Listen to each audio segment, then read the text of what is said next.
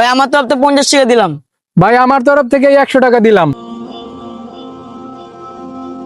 কিরে ইলিয়াস, কিসের টাকা উঠানো হচ্ছে? ভাই আমাদের এখানে নামাজ পড়ার কোনো স্থান নাই তো, তাই আমরা কর্মচারীরা সবাই মিলে টাকা উঠাচ্ছি নামাজ পড়ার জন্য, একটা জায়গা করার জন্য। কি বলো, আশেপাশে কি কোনো মসজিদ নাই? ভাই আশেপাশে তো কোনো মসজিদ নাই, কিন্তু আছে এক জায়গায়, আশুলিয়ার মোড়ে। হ্যাঁ, তাহলে তো অনেক দূর হয়ে যায়।